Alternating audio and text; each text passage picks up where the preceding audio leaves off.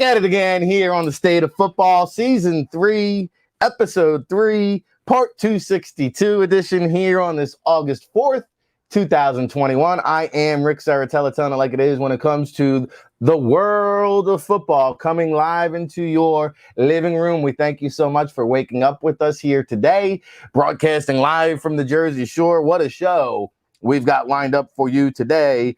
Patrick Esume from the European League of Football, the commissioner, is joining us from across the seas. We'll have him in just a moment. We'll also have NFL Hall of Fame Franco Harris to break it down with the festivities going on out there in Canton this weekend. Kathryn Schloessman, the president of the Los Angeles Sports and Entertainment Commission, will talk about the Super Bowl host committee. We know the season starts in Canton this week. It will end in Los Angeles with the Super Bowl, so we'll talk about that. And we're waiting to hear back from the Canadian Football League and hopefully have a CFL representative for you here today. To break it all down with me is my co-host each and every Wednesday here on the State of Football, from Ric the Ruler to Amanda Ruller. What's happening, Amanda? Hi, how are you? I'm so excited to be back, to say the least. And it's been too long because I was gone for the month of July. We got caught up out in San Diego at the Hub Football Camp, and it's been a while since we chatted. How you been? I've been really good. As I announced last time I was kind of on the show, or the beginning of July, I did get that job with McMaster University as a football coach. So I'm so excited to get into that role soon. We actually have mini camp coming up August 12th. So I'm heading out to Hamilton right away. So that's what I've been doing. Big things. We love to see it. And we've got a big show lined up. Our first guest here, I'm excited to talk about. So let's welcome him in. He is the European League of Football Commissioner, Patrick Esume. He joins us here on the State of Football. Ric Serritella, Amanda Ruller.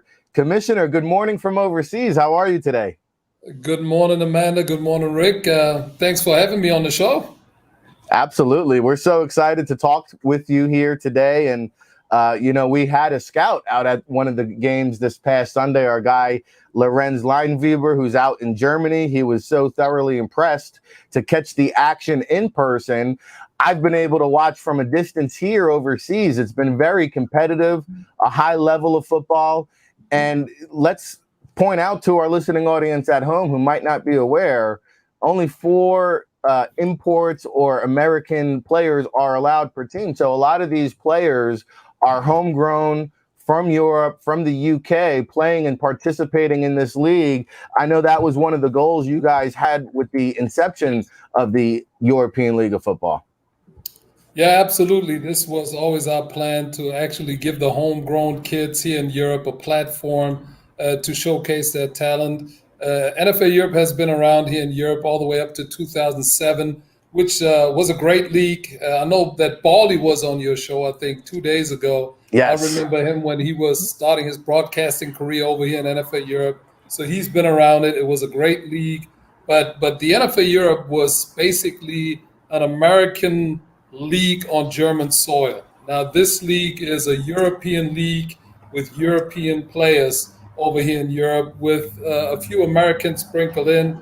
Every team can have 4 on the roster, 2 on the field. But like I said, the focus is the homegrown player. We want to be the bridge to the pathway program that some of the kids use to actually play in the NFL right now. Yeah, I think it's so important to install it from the youth level, because that's how you're going to generate the interest, the common language, right? The terminology of a playbook, and understanding that when you do come and play in an organized football league, you need to know the terminology, you need to know the basic schemes and the breakdowns, and be able to read a defense, understand a playbook. And I believe it starts at the youth level, and bring it up and be able to play competitive organized football together there in Europe, and not have a bunch of Americans come and play, to your point, on European soil. We have the commissioner, Patrick Esume, here, the European League of Football. A lot of you guys refer to it as the ELF League, and it's making a lot of progress very soon here. In fact, it is considered the top American Football League in Europe. And we have Amanda Ruller along with Ric Serritella. Amanda, what do you got for the commissioner? Oh no, this is just so exciting to see this happening. And I guess one of my questions is, what were some of the challenges kind of getting started with this league? Whew, you want me to give you one or a million? Obviously, one of the challenges that everybody faced over the last, I would say, 1.5 years is obviously COVID. But we managed actually to get the league started. And so far, every game did have spectators, which is good. But obviously, that was a challenge, especially for the franchises. And then also another challenge is obviously the jump from being club amateur-based football to make the transition to a more professionalized game. Because if you look at our TV productions, they're not like the NFL, but we do have virtual reality, first down lines, a line of scrimmage, virtual reality, and then we try to be as professional as possible and produce every game. But that means obviously the franchises have to provide their part. And this was a struggle, or is a struggle too, because we are in a transition period of going from amateur game to the more professional game. That's so interesting to hear sometimes, like just going over some of the struggles you went through. But then on the flip side, what is something that kind of exceeded your expectations when starting this? I would say the level of play that we are able to provide in year one. There were a lot of question marks. Obviously, where do you actually put this league in comparison to the rest of Europe?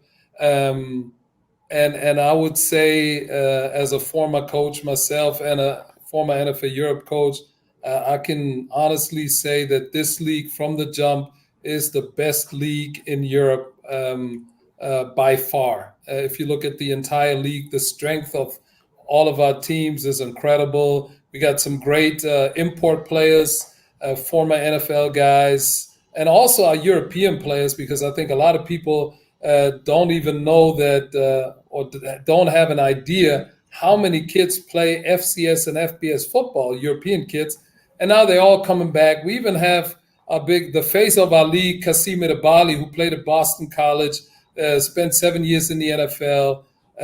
He's back, and that is actually a compliment to our league, I would say. If a guy that is a vested vet in the NFL says, well, towards the end of my career, I'm going to come back to Europe and play in a league because it's not only an amateur game, but it gives me a chance to actually showcase my talent, also build my brand a little bit, because that's what the league was made for, to give the kids a platform so they can, market their brand. That's Absolutely. huge. I love that you said that. That's something a lot of, I wish the CFL did a little bit more of that stuff, is help these players kind of market their brand. And I love that you're doing that. Thank you. European League of Football Commissioner Patrick Esume here on the State of Football. Ric Serritella, Amanda Ruller. Commish, we had a question in the chat room yesterday specifically for you. They wanted us to ask you when you came on the show. And we all know that the players love it. The fans love it, but there is still a portion out in Europe who have the mentality and mind frame of the fan who was in the chat room yesterday. I don't see him in there today. He said, what do you say to the fans in Europe like himself who say there's only one football in Europe, which we call soccer? What is your response to the people with that kind of perception? Well, we're not trying to compete with soccer. You cannot compete with soccer in Europe. That's not what we're trying to do. And I would assume that the fan that was in your chat probably referred not to soccer, but there's only one football. He was probably referring to the amateur football game that is ruled by the federations. They're not happy about us actually coming into the market and getting away from the amateur club and federation-based game to a game that is based on companies being part of a franchise system. Obviously, you don't like that. If you're the top dog for 30 years, all of a sudden there's a new player that does things differently, and apparently it works. you're starting to lose players, what they don't like. And I understand, but I would say they had 30 years to get their gig right. They didn't. And now we're here.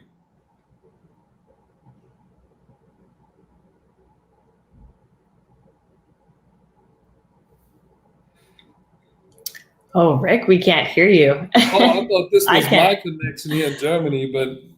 Oh, Rick. Oh, well, Amanda, you got to take over then. Well, I did want to ask you if he can get the mic working. Oh, he's gone now. He just left us. But it's really cool that the CFL kind of has that global program, right? For some of those athletes to come be scouted. What do you think about that? Yeah, I mean, like I said before, I want this league, or we as a league want our games to be the stepping stone or the platform for the European kids that do not go to college football for academical reasons, or they didn't get. It's not necessarily not having good grades, but then not being certified because the NCAA has so many different rules. Sometimes it just doesn't match. But kids who have the talents are late bloomers with 20, 21 and can't play college anymore. I wanted to make sure that they have a league where they can showcase their talent and actually make it either to the CFL or to the NFL pathway program. Because if you look at, for example, Jacob Johnson, he's the starting fullback for the New England Patriots. He played here in Germany. Went on to the pathway program.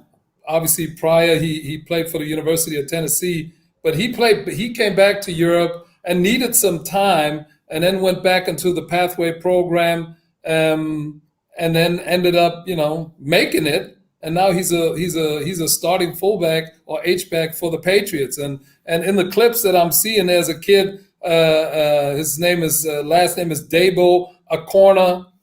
We put him through the NFL combine drills. He ran 4.4 flat, bench press as a corner, bench press 225 18 times, ran 6.6 3-cone drill and a 3.7 short shuttle. So he's putting up first round pick caliber numbers. So we do have the athletes. It's about getting them exposure and a platform to show what they can do. And then we got to hand them over to the pathway program, have them get trained by the right people, and then actually getting implemented into the NFL. Because I honestly believe there's so much talent here in Europe, not only for skill guys, but especially for big guys. We got some really big guys over here. That's so exciting. And especially you're talking about these athletes and what they're capable of. I just love that you're giving them the opportunity to showcase their talents and be like a pipeline project for other things. And I'm so excited about that. Yeah, thank you. Rick is still muted. Rick, we can't. Oh, it might be like this the entire show. I wanted to ask if he can get the mic on, but is he back on? Nope. No. Still Can nothing, I ask? Still nothing. Oh yeah, now he's back. Hey, okay, so hey, I'm listening here. I'm all antsy to jump in, Commish. I'm appreciating you taking us through the politics of. Are you getting the echo? Because I have the echo, but if you don't, it's fine. I appreciate you taking us through the politics of the American football out in Europe. So basically, you guys are the new kids on the block. You've knocked off the old boys there that've been doing their thing, and now they're jealous is what's going on because the high level of competitiveness, as you see the highlights there.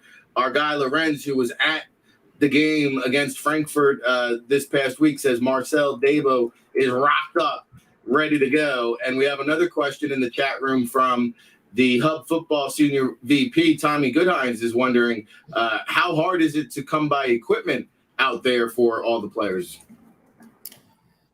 Well, it is kind of it's not that easy because obviously when it comes to football equipment, the helmet, shoulder pads, you got to go through the U.S. because over here in Europe, there's no, you name all the brands, helmet and shoulder pad brands, they're all from the U.S. So that was a challenge in the beginning. but it's manageable. I mean, we live in the 21st century, and then you can order stuff. It just takes a while to get here, but hopefully next year is going to be an easier process. And also, I noticed that I was talking to Chris Hahn, who I really appreciate setting this interview up for us, and he was talking to me about a exhibition game that you guys plan on having when the NFL comes out to Europe. I believe it's the middle of October. You guys are looking to do a scrimmage exhibition game against an American football team, I believe, on October the 3rd. Can you tell us more about that? Yeah, that's correct. We're going to have a championship game on the 26th of September in Düsseldorf, where the Rhein-Fire used to play, a big stadium, already sold more than 10,000 tickets already. And the week after our championship game, we're going to bring in the USA All-Star team and going to play an All-Star team, so to speak, of the NFL, of the European League of Football. We're going to play in Berlin at a nice stadium right in the center of Berlin. And it's the 3rd of October, which is kind of like the 4th of July for Germans, so to speak. And this is going to be awesome because we bring the entire league together the same weekend. We have something like the NFL Honors, but in really tiny, where we are going to crown the league MVP, offensive MVP, Rookie of the Year, Defensive Rookie of the Year. So we take the NFL blueprint and try to imitate the NFL on a very, very small scale. But to have something where you bring everybody together, all the franchises, players, fans, all the teams, and just put everybody together, bring over a USA All-Star team, and probably get your butt kicked a little bit, but that's not that bad. We just want to have a great time and celebrate with our American friends on our type of 4th of July and have a great game and on TV because, we have a huge TV partner and I know that they're excited about it. So this is what we're trying to do. I love it. I think that's outstanding. And hey, you never know. The Americans are getting whooped right now in the Olympics in basketball. So that's why they play the games. You guys have some players over there. You mentioned the awards. Madre London making some noise this past week. I saw that. Kamish, we're winding down here. You mentioned the championship on September 26th. It's a sold-out affair, which is great to see. Is that going to be held on a neutral site? How can fans tune in and watch that game? It's on a neutral site. Like I said, it's going to be played in Düsseldorf. The Merkur Spiel Arena, which is a big stadium, holds about 50 or 60,000 people. Obviously, due to COVID, we are, I think, allowed to put 18,000 in at the moment. We already sold more than 10,000. So we expect to or hope to go all the way up to 25,000, depending on what we can do. If you want to watch it from overseas, you can get our Game Pass, get on the European League of Football website, and then you can just buy that game. You don't have to get the entire season if you just want to see the game. And if you're in Europe or Germany, it's going to be on free TV. So it's easy to get access to our games. Outstanding. Last one for the commissioner, Amanda. What do you got? Oh, I'm just excited to ask you. I know you guys have 8 teams right now. Where do you see this league going? We always said that the final plan is to have 24 teams out of approximately 10 to 12 countries by 2025. So we are right on track. We got 8 now. We're going to expand, and we are in deep negotiations and talks for 2022. So we will at least have 12 teams next year. Depending on how things go, you got to be careful of not growing too fast, obviously. But we're going to keep on expanding, not only in the European Union, but even outside the European Union, which is the UK. It doesn't belong to they're kind of like the European Union, but they're a little bit outside. And then, for example, even a market like Turkey is very interesting to us because Istanbul has 25 million people in one spot. So we're looking at pretty much every great location in Europe and see whether we can get something going there. Outstanding. Amazing. Well, I'm excited to hear that. Yeah, we could sit here and talk football with you all day long, and I'm so intrigued and curious and excited for you all in one. We'll be tuning in. We'll be keeping tabs. Our guy Lorenz, that we got scouts all over the world. Our guy Lorenz Leinweber will be out there on location covering it. And so, Commissioner, we will definitely be in touch, hopefully on and off the air. We'd love to have you back here. And thank you so much for joining us from overseas. Amanda, Rick, it was my pleasure. You have a great day. Thank you. Absolutely. Thank you so much. That is the Commissioner of the European League of Football, Patrick Esume, here on the State of Football. We will definitely have him back. Some big things going out there with the Elf League and some haters out there as well, as we're learning from the good old boys. But, hey, it's highly competitive. They've made their mark. I believe they're here to stay. I'm excited to see it. I'm excited for our next guest. Let's just pop him right on, Samantha, because I know he's a busy man. From one Jersey Paisan to another Jersey, and Franco Harris, Hall of Fame, joining us right here on the State of Football. Good morning, Franco. How are you?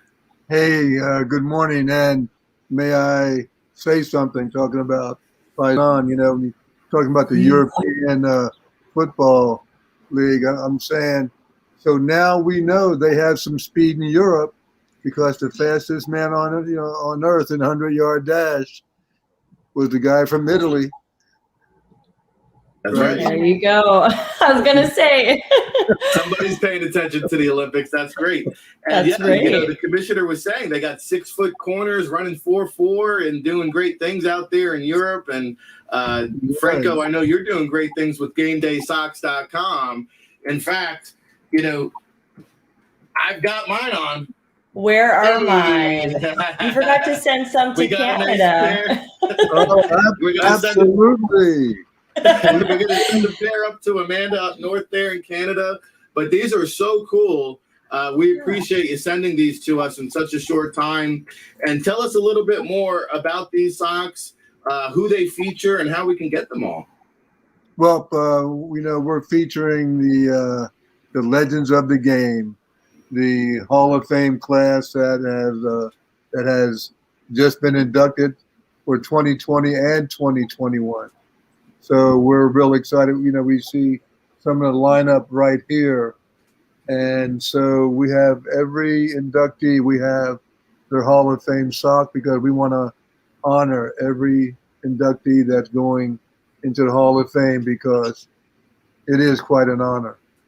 And, this is exciting, so get your favorite team, your favorite player, and put it on, because we want you to be in game day from head to toe. And like the toe part comes with game day socks. And one of our big features is that we have super clean technology woven within our socks. So that means as long as your team keeps winning, you don't have to wash your socks, because the socks will always be odor free and antimicrobial free. So if your team loses, like if you play the Steelers, then you might have to give it a wash to refresh it. Here we go. And that Steelers kickoff Hall of Fame game is coming up tomorrow, as a matter of fact. You've got the Steelers and the Cowboys, two of the biggest fan bases going back from your era. It seems like there's Cowboys and Steelers fans everywhere you go, no matter where you travel, in all parts of the country. And I think it's a great representation to kick off the 102nd NFL season at the Tom Benson Hall of Fame Stadium. Will you be out for the festivities in Canton this week? I am on my way to Canton tomorrow, so looking forward to the game, and we just love beating those boys. I mean, we never get tired of that, and I guess I want to, just as you mentioned, that the Steelers and the Cowboys have two of the largest fan base in the country in the NFL, and it's exciting. And And, each of us have a number of inductees being inducted this year. The Steelers, topping the list with 5, so that's pretty exciting. And like the Cowboys, they have a few. So looking forward to the game. And as I said, we love beating those boys. I know you do. Even if it's preseason, you can't beat them up enough. I know you love it. Franco Harris, NFL Hall of Fame, along with Ric Serritella, Amanda Ruller. We've got Tom Goodhines in the chat room. He's like 6 degrees of separation. Every guest that comes on, he's got a story to share. He says he met you at the Super Bowl in Dallas. Do you remember a snowy car ride to a TV interview during Super Bowl 50? Is that? Wow. Oh, wow. I don't remember. I remember it being snowy, back then and a little chilly. And I remember a few car rides back then. Absolutely. Franco, Rick, and Amanda. Amanda, what do you got for Franco? I'm just excited for the game day socks. How did this come about? What was your inspiration to start it? Can I get some up in Canada? Oh, you can definitely get some in Canada, and we'll make sure that we will get you some. And and like I'm sure your favorite player is this, Harris, number 32 from the Pittsburgh Steelers, right? 100%. Can I get those ones? Yes. And like how it started is a very interesting story. From everything that I can recollect, I think I was the first person and first company ever. Now, this is back in the 80s, to ever have the rights to a shirt, like a jersey type shirt, with the name of the team and the name of the player on the back of it. Because before that happened, with myself, the jerseys did not have the name of the player on the back of the jersey. It was just the number. And that number meant the player, but there was no name. Players didn't get paid. So say back in the day, they sold a lot of number 12 jerseys, 75 jerseys, 58. Players didn't get a penny. And my thing was, players should get paid for their jersey because that number means that player. And so I went up to the NFL properties to get the rights to the official jersey. And I said, I want to put the name on the back of the jersey, and I'll go and sign up players and get their names, put their names on the jerseys. And they wouldn't give me the jersey, but they did give me another, like a sweatshirt sort of thing. And so that's when I got traded to Seattle. So the whole thing just didn't happen. And I saw that when they got away. And then about 2 years ago, I was sitting in my office looking at these pair of socks. More than 2 years ago. And I said, the back of the sock reminds me of the back of a player's jersey.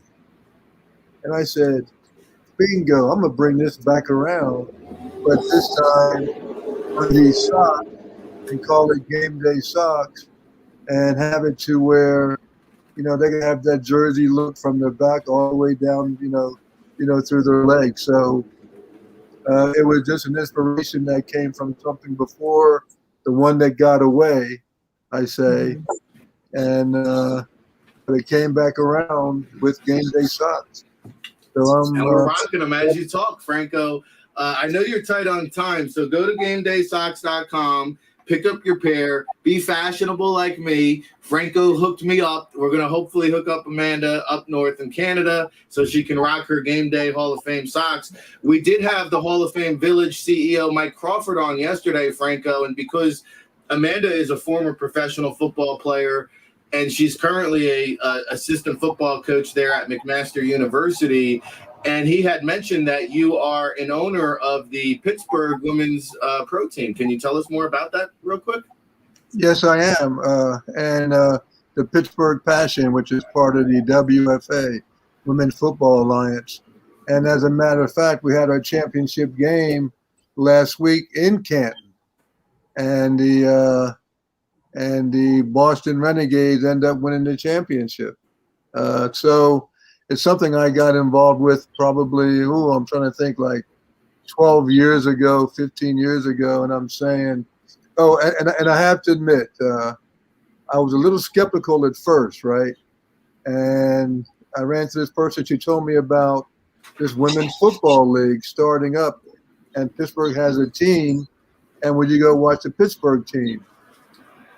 And I have to admit, I went to. I said I need to check this out, but I didn't go into the game. I stood behind a fence and watched it. And because I kind of felt, I don't know if I want to, like they're calling this football, but it's myself. Well, I watched it from behind the fence, and I was blown away. I said, "Oh my gosh!"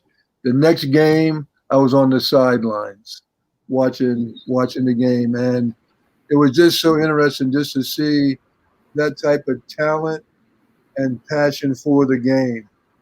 And so that was a big eye opener for me. And when someone does go to one of these games, it does open up their eyes and have them realize, wow, these women are really playing this game and playing this game tough.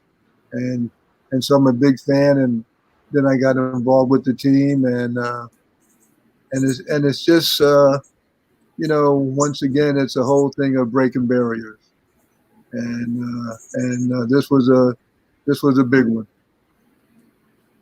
Absolutely, that's great. We're gonna have Amanda. I know you want to react to that, but we got to get Franco out of here. However, I'm not gonna let him go until we pull up the immaculate reception. Come on, there's been so many great catches in the history of the great game of football. None greater than the immaculate reception. So, Franco, before we let you get out of here, we're pulling up the play. Samantha, what are you doing here? You got the play queued up? And I just want to say, this was 50 years ago next year. Wow. Oh, wow. So take us through. There's Coach Madden. Take us through the play here. Give us the play-by-play breakdown from your head. Okay, there's Bradshaw. He starts to scramble. I guess I missed my block. And I said, I'm going to be an outlet pass, so just in case he throws it downfield. He threw it. I said, I might throw a block. And I start going towards the ball. And as I'm going towards the ball, my mind is completely blank. I remember nothing. And the only thing I remember is stiff arming Jimmy Warren going into the end zone. From leaving the backfield to stiff arming Jimmy Warren, in between that, my mind completely blank. And I'm serious. I'm honest. I visualize nothing. I have no memory of anything. It's a complete blank. And how strange is that? Luckily, they were rolling on it because it will live on for the rest of our existence. It's I can't get enough of it. It's, to me, in my opinion, the most memorable play in the history of the game. And so with that being said, congratulations to all your success post-playing career and off the field, Franco, as well as your legendary on-the-field career. And we're going to make sure that everybody goes to GameDaySox.com and gets geared up for the Hall of Fame festivities. Thank you so much, Franco. Amanda, we're going to gear you up. Awesome. I'm so excited. Thank you. Okay. Thanks, guys. Thank you, Franco. Bye. It's a fun morning here on the State of Football, talking to Hall of Famers, Hall of Fame socks, Hall of Fame plays, and a Hall of Fame person. And, before we get into our next guest or our next topic, Amanda, I know you want to comment on that WFA, the Women's Football Association. Oh yeah, when he was speaking about it, I could see the passion that was in his voice, and it was making me feel inspired as a woman that loves football and plays football. That's awesome to see, and that he's fostering these athletes, helping them reach their potential and their dreams. It's just exciting because there hasn't been talk like this of women playing football this much in years. So I'm excited. When Franco Harris puts his name on it, people are going to pay attention. So it's great to see him involved with that. It's great to see you involved with a full-time coaching gig. You are going to kick off training camp next week up there in Canada at McMaster University with your new assistant football coach gig out there. Take us through what you're going through right now for the preparation. Exactly. Right now, a lot of Zoom meetings, and I'm trying to absorb and take in everything that I can. So the best thing I can do is be a sponge. And the coaches told me that, and I told them that I want to learn as much as I can.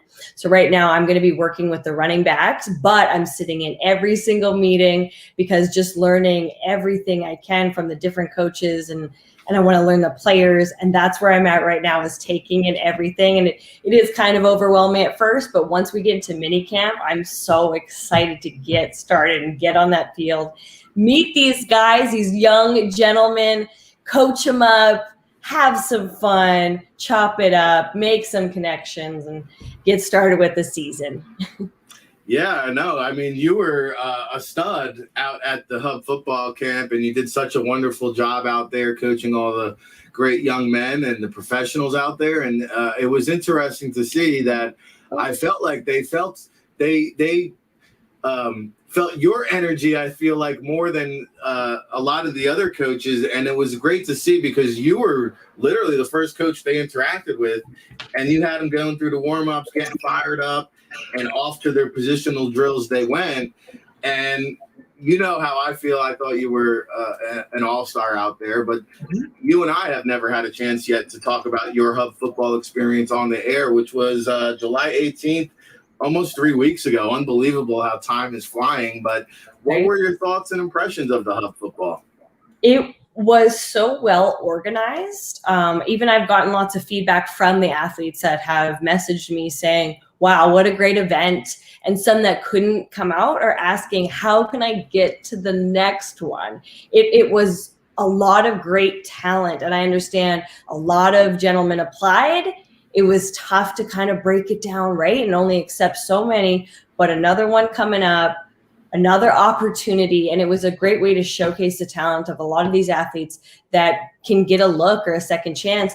And just working with these guys for that one day and seeing them get drafted or get picked by these NFL teams has been amazing, because I was part of their journey for that one day. I got to warm them up, work with the running backs and the DBs. It's cool to see where they end up. No, it's outstanding. It's and that's what happens when you're given a platform to players to work out in front of NFL teams. The word is now getting out, and the registrations are flooding in for this next Hub football combine, not combine, workout. Come on, get it together. Can we we can't put a date out there. Our time, it will be in, I think, mid-September. And so you can go to hubfootball.com. You can register, but don't waste your time. Don't waste our time unless you upload your film, fill out all the proper criteria there, because we cannot invite you if we can't see you. And so that's just the way the process goes. Don't go to a job fair without a resume. Don't sign up for the Hub football without some film. They're flooding to the registration. So we're excited to see that mid-September confirmed by Tommy there in the chat room. And we had a chance to even get some dinner. Did we go to Hooters together? We did. I remember you got that like spicy sandwich and you couldn't finish it. You know, it's crazy because I love spicy stuff, and I happened to be at Hooters the night before with Zach. Oh. And so I doubled down on the spiciness, and about halfway through, what did I get? The Atomic Fire buffalo chicken sandwich, and about halfway through it, the heartburn from the previous night had started to kick in, and the space dust that I was enjoying wasn't quenching that fire in my belly. And so Yeah, it got me. The Hooters Fire Buffalo Chicken Sandwich got me. And so it was a great time. I'm looking forward to heading back out to San Diego here in just a couple weeks and seeing all the great talent that we're going to have lined up there. And so you are a week away from training camp. We're about 5 minutes away from our next guest, Kathryn Schloessman, the president of the Los Angeles Sports and Entertainment Commission, coming up in about 5 minutes. Before we get to Kathryn, Amanda, let's talk a little CFL because they start their season tomorrow. I saw the Toronto quarterback situation. Now, I made a bold statement a couple weeks back when McLeod Bethel Thompson signed with the Toronto Argonauts. I said he's going to lead the league in passing. And after the show, I logged off. I saw the comments. I saw the CFL lifers laughing at me saying I don't know what I'm talking about. Well, I saw McLeod Bethel Thompson. I know what a good quarterback looks like. And now Nick Arbuckle, the prized free agent there, has a little bit of an injury. And it sounds like it's between McLeod Bethel Thompson and Antonio Pipkin. But let's be honest, McLeod Bethel Thompson is geared up, ready to go. He looks like the week one signal caller here. Exactly. No, I honestly think Bethel Thomas is going to take it. We see the Argos are playing Saturday, August 7th at 5 p.m. Well, Canada time against the Stamps, which is super exciting. And then to top it all off, tomorrow we have the Ticats Hamilton versus the Winnipeg Blue Bombers, who had won the Grey Cup in 2019 and kind of blew up the world. And then the CFL stopped for a full year. So this will be a rematch of the Grey Cup game. Well, technically kicking us off. And then we have the Riders on Friday in Saskatchewan, and I will be here because I've been covering them up until now till I head off to Hamilton, and they're versing the BC Lions, which is super exciting. That'll be a really good game here in Mosaic. And just speaking with Craig Dickinson, he's the head coach of the Saskatchewan Roughriders, I asked, you know what? Are you excited? I know you've been coaching for 20 years. Do you get nervous? He said, yes, I think we're all kind of nervous to get into this season. And just speaking with Cody Fajardo, who is the number one quarterback for the Saskatchewan Roughriders, he is nervous to just get hit. He wants to get that first hit out of the way, because if you look at these CFL athletes, they haven't gotten hit in 600 and some days. That is huge. Mm-hmm. Yeah, like Mike Tyson says, everybody has a game plan until you get punched in the nose. And it's been a while since they strapped up the pads and had some collisions. Everybody seems to be on the Ticats bandwagon. Hamilton going into the season as a heavy favorite. Winnipeg, of course, who you mentioned, the defending champions. I say you got to keep a dark horse, Toronto Argonauts, which is just a mishmash of players. I mean, they turned that roster upside down. But if they ever got it to all gel, they might have the most talented roster. Do you have a Grey Cup prediction for us? The Amanda Ruller Grey Cup prediction as we enter the CFL kickoff here tomorrow? I'm so excited you asked me. Okay, so Toronto, last time we did see them in the CFL, not so good. But like you said, they turned it around. They even took some of the Saskatchewan Roughrider favorites. And now if this team can really get going, maybe we will see Toronto in the Grey Cup. Who will win it overall? Saskatchewan Roughriders. That's my hope. That's my dream. But if they don't, I can see maybe – like people are predicting the Ticats to be the favorite. I don't know. Maybe we'll see Toronto come up and win it this time. Hopefully. All right, you're such a homer there with your Saskatchewan. I know, right? Yes, Saskatchewan, the Rough Riders. All right, so very good there. We got the CFL kicking off tomorrow. We've got the NFL Hall of Fame game tomorrow. We had the commissioner of the European League of Football with the championship game coming up September 26th. The All-Star game was a little bit fascinating that he mentioned with the U.S. versus European players. That should be exciting coming up on October the 3rd. Of course, we had Franco Harris, NFL Hall of Fame inductee, who's on his way out to Canton, hooking us up. Of course, he sent me all Steelers socks, Amanda. He sent me the Franco Harris and the Troy Polamalu. Of course, the yellow terrible towels. Here we go. And here we go with our next guest here on the State of Football. We talked about it. The season kicks off tomorrow night. That is August 5th, 2021 in Canton, Ohio. The season will end. Do we have a February date? I think it's February 10th, but it will end in February. No place better to end it in Los Angeles. We have the president of LA Sports and Entertainment Commission, Kathryn Schloessman, here joining us on the State of Football, along with Ric Serritella and Amanda Ruller. We're so lucky to have her to break it down for us here. Good morning, Kathryn. How are you out on the West Coast? We appreciate you waking up with us early in the morning. Oh, I'm glad. Always glad to talk football first thing in the morning or pretty much all day long. But it's February 13th. February 13th. Second week. It throws everybody off, but it's the second Sunday in February in Los Angeles. So the 2nd February, because of the added game, the Super Bowl will be pushed back a week in mid-February. And what a better place to be than Los Angeles for the Super Bowl. And it's been quite some time since you guys hosted a Super Bowl. 29 years between Super Bowls. We are so excited. And of all the years to be able to come and have the premiere again out in Los Angeles after COVID and really kind of showing off our city that things are back and people are in business. And we're really excited. We think this is an incredible opportunity, and it's going to be a different Super Bowl. No, it's going to be very exciting, and you're joined by Amanda Ruller along with Ric Serritella here on the State of Football. Amanda, what do you have for Kathryn?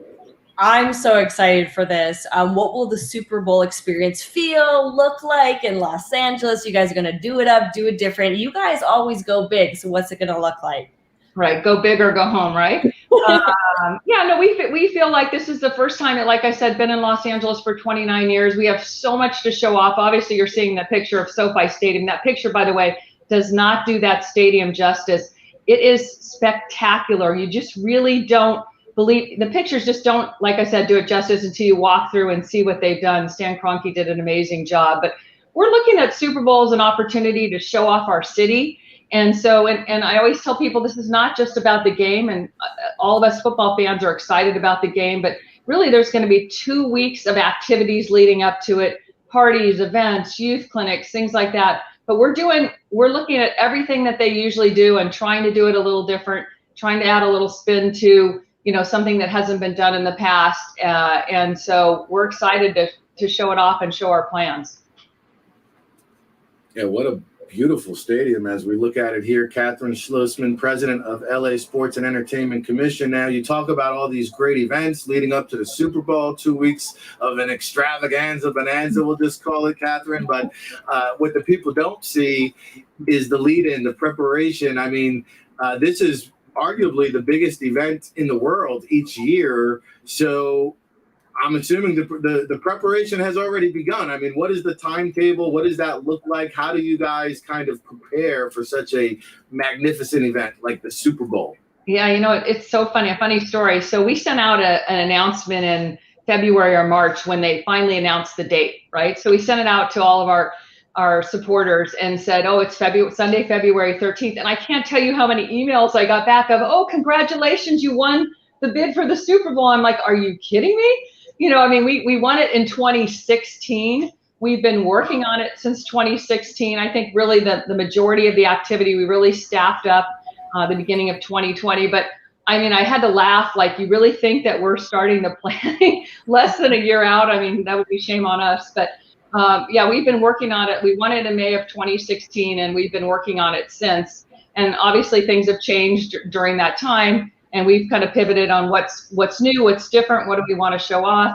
But I think the things that we're most excited about are not the ones that normal football fans think. And although those are great elements, the Super Bowl experience and all the things that are happening, the opening night, NFL honors, our chairman's party before the NFL honors, which is new this year. It's really the things that we're doing in the community and the community activity that I don't think people realize. There's 2 programs that the NFL is really proud of that they bring to the community that are very exciting, especially post-COVID, in getting people back to work. There's a Business Connect program where we choose 225 local diverse businesses in the event production space, give them a year of workshops, training, and introductions to the NFL contractors so they can bid on the work around all these events and parties happening so that business will happen in Los Angeles. So that's one. And then the second thing that we're most proud of is the Legacy program. And we decided to take all the media attention that is around Super Bowl and shine it on, it's Super Bowl 56. So shine it on 56 local community nonprofit organizations, kind of the unsung heroes in our community that are doing good in youth sports, workforce development, and social justice. So we picked these organizations earlier this year. We took them out in June to SoFi Stadium. It was one of the first events that happened at SoFi Stadium, did a press conference, had their names up on the Oculus, brought them out on the field just like a pregame show, bring them out with the cheerleaders, announce their names, everything like that, and really put some attention on the people that are doing good. So it's not just about the parties, it's about all the good that happens in the community as a result of Super Bowl. It's outstanding to highlight those organizations within the community. I know the LA Super Bowl Host Committee has been really praised for the amount of jobs they've been able to give back to the community as we continue to kind of get out of this pandemic here. Kathryn Schloessman, president of LA Sports and Entertainment Commission, along with Ric Serritella and Amanda Ruller here on the State of Football. Amanda, what do you have for Kathryn? No, that's just so exciting to hear that you're giving back to the community. What kind of made you inspired to kind of put that into action? Yeah, Amanda, I think it really has to be, it's as much as we all are football fans and it's all about the game and the season for us, in order to bring an event here, it costs a lot of money to host an event. So in order to really get the return on investment, you have to make sure these events, it's not about just having an event on a Sunday. It's about, again, bringing activities and jobs and things and a legacy behind it. Otherwise, it doesn't make sense to spend the money and make all this effort to bring the event here. Otherwise, we could just watch it on TV. But what we are bringing when Super Bowl comes here, the NFL brings, players and alumni, and they want to do things in the community. They want to do youth clinics for kids. They want to offer opportunities to people who wouldn't ordinarily have it if Super Bowl wasn't in your community. And so that's really important to us, because at the end of the day, when the Super Bowl's over, obviously we want a great event, but we want people realizing this is a great city to do business in. They want to come back. And also we want something left behind so that the residents really feel like it was a great value to have this event here, and they want to have more events in the future.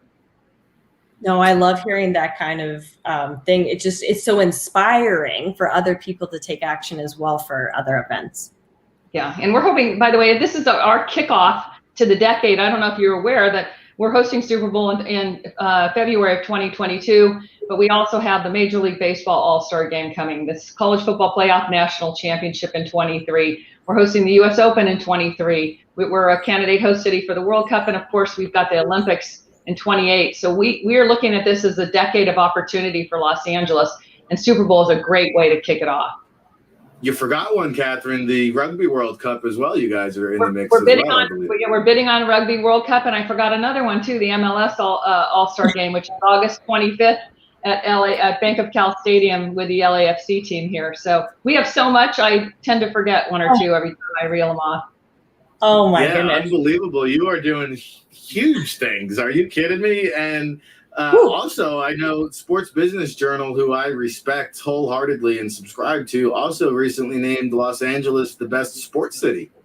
Yeah, it's funny. I think sometimes people look at it from the championship teams, which we of course have, and having the Lakers and the Dodgers during the COVID year was such a special time for us. And when people needed something good to watch and get excited about. But for us, it's not just about the championship teams. It's what do they do in the community, and both are such great community citizens and do so much in the community. You want to celebrate them even more. But I do think with that list of events that we have coming up, including the Rugby World Cup, hopefully, we are the place to be for sports over the next decade in Los Angeles.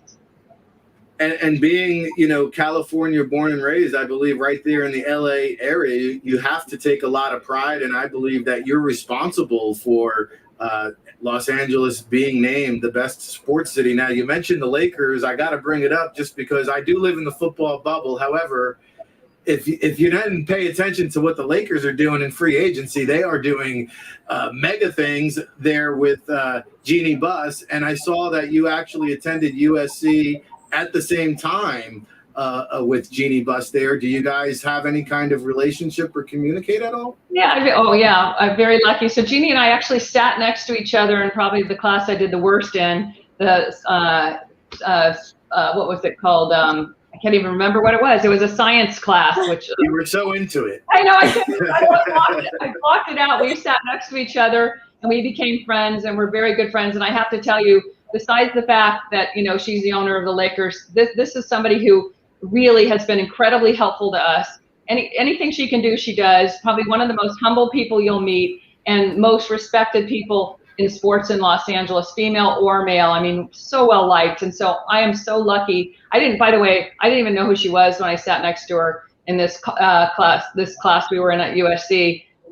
Didn't realize she was just a nice person who I was talking to because we were both bored in class and we became friends. So this has been really fun for both of us to see, the run up over the last 25 years of what's happened in Los Angeles. But to your original question, yes, I feel very proud to be part of a team with people like Jeannie and everybody else in this market, the SoFi team, the AEG team, all the, the soccer teams, and baseball. We have so much, and everybody really cares about Los Angeles and wants to make this city better. And that's a really neat feeling to be part of this really great team of people you respect. So I feel incredibly lucky to be able to sell our market and have so many assets to sell. No, how cool is that? I mean, you guys are hanging out, sitting in class, and, here you are, two of the most powerful, if not the most powerful women in the city of Los Angeles. And Kathryn, in fact, I work with the NFLPA Collegiate Ball. We stay down at the Intercontinental Hotel, and we're coming out there January 22nd to come play out at the Rose Bowl. So I'll give you a public invitation over the air here, and hopefully we can have you out as a guest if you're not busy on that day. But the Super Bowl 56 will be held February 13th at the SoFi Stadium, a magnificent facility, arguably one of the pretty much the best facility. I'll just say it for you, the best facility in the country. I mean, nothing matches this place. It is spectacular. And by the way, thank you for the invitation. I would love to join you because the Rose Bowl, SoFi Stadium is spectacular. We also have the Rose Bowl and the Coliseum, also, amazing venues, have been redone in their own right and have such incredible history here. So the Rose Bowl is a great place for you to have your event. Yeah, I'll tell you, the nostalgia. Even when I walk in and it's just me in an empty stadium walking around, you get the shivers with all the legendary stuff that's happened in that venue and all the great things going on in the city of Los Angeles. Kathryn, is there anything else? Do you want to give the website where people can go find more information about the Super Bowl week? Yeah, and we don't have the schedule up yet, so don't jump onto that. But it's oh my God, I'm gonna blank on it. It's LA Super Bowl HC.com, I believe. So There it is. thank you. Is that what it is? It's so funny. I have it all. I don't go to it very often because we spend so much time on it. So you live it. Yeah, there you go. Thank you. LA Super Bowl HC.com. Yeah, so there you go for your Super Bowl. Yeah, hostcommittee.com. Yeah. And we want people to come visit. And remember, it's not just about the game. There's going to be so much going on in the city to do that it's a fun time to be here. So if you want to be part of this amazing party going on for 2 weeks, come out and join us. Yeah, maybe I'll just take the one way out there in January and just hang out for a couple of weeks. But Kathryn, we can't thank you enough. I hope to see you here out in LA when I'm there in January, and maybe we can have you on even one more time before the festivities kick off there February 13th out in Los Angeles for Super Bowl 56. I would love it. Thank you, guys. Thank you for your support of what we're doing because I think it's important work and we appreciate that you're interested. Absolutely. We thank you for everything you do, Kathryn. So enjoy the rest of your week. We'll chat soon, and we appreciate the time. Kathryn Schloessman, president of the LA Sports and Entertainment Commission. And I'm not kidding, Amanda. You might not meet a more powerful woman in Los Angeles. Born and raised, she is doing magnificent things for the city of LA. I was going to say that. What an amazing woman, and motivating for all women that want to work in the sports industry. So great. And she's so passionate about working in sports, and I love hearing that kind of stuff. So it's pretty cool to see. Yeah, great way to end a magnificent show. I mean, another hour of power here. It just flew away. we can't get it back, but hopefully we gave you something of entertainment and educational value. That's what we strive to do here on the State of Football. We had Patrick Esume, the ELF commissioner, who he didn't call me out for butchering his name, Amanda. So I said it so many different ways today. I'm sure I got it right at least one time. You nailed it. I don't know if I nailed it, but we tried. Franco Harris, I mean, are you kidding me?